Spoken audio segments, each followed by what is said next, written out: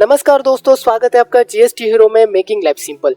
दोस्तों, इस वीडियो में मैं आपके साथ शेयर करने वाला हूँ e-way bill system related 4 important ऐसे रूल जो आपको यूजफुल होंगे इस लॉकडाउन के पीरियड में।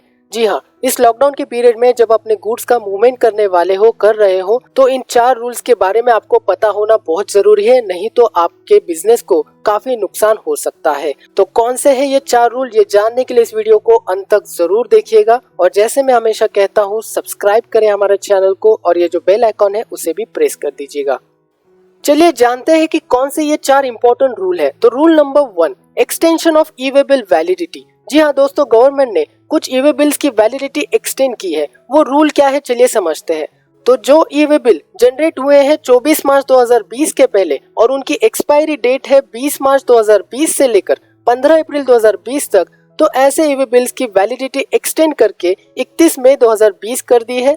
और 24 मार्च के बाद जो भी ई-वे बिल बने हैं उनकी वैलिडिटी अगर 20 मार्च से लेकर 15 अप्रैल के बीच में है, ऐसे ई-वे बिल्स भी उनकी वैलिडिटी 30 अप्रैल 2020 तक ही होने वाली है। तो दोस्तों, आपको चेक करना है कि क्या सच में आपके ई-वे बिल की वैलिडिटी एक्सटेंड हुई है नहीं। अगर हो गई है तो आपको चिंता करने की जरूरत नहीं है, अगर नहीं तो आप जब मूवमेंट करने वाले हो गुड्स की, तब उसकी वैलिडिटी आपको एक्सटेंड करनी पड़ेगी।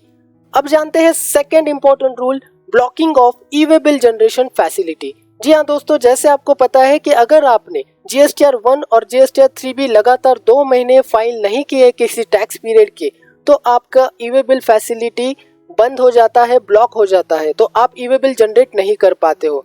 तो आपको बता दूं, एक गुड न्यूज है आपके लिए कि गवर्नमेंट ने इस लॉकडाउन के पीरियड में ये ई-वे बिल जनरेशन फैसिलिटी को ब्लॉक नहीं किया है। बहुत सारे टैक्स पेयर्स का जनवरी से लेकर फरवरी से लेकर रिटर्न्स जो है वो फाइल नहीं हुए हैं।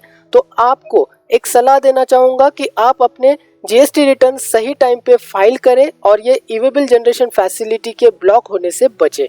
अब जानते हैं तीसरा important rule, avoid minor mistakes in e way bill.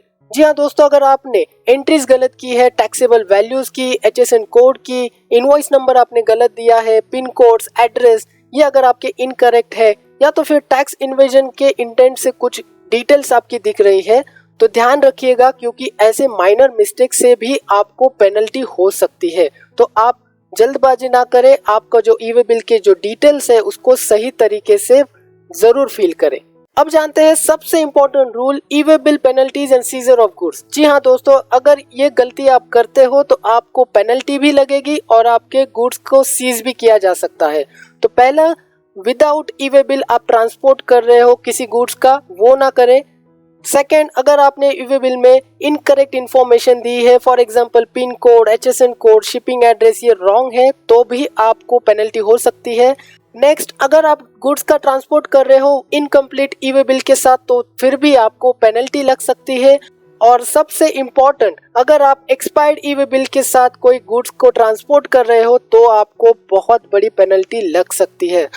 तो दोस्तों, इन 4 रूल्स के बारे में आपको पता होना बहुत जरूरी है। लॉकडाउन के इस पीरियड में जब भी आप अपने गुड्स का मूवमेंट कर रहे हो तो इन 4 रूल्स को जरूर याद रखिएगा और वैसे उसको फॉलो कर दीजिएगा।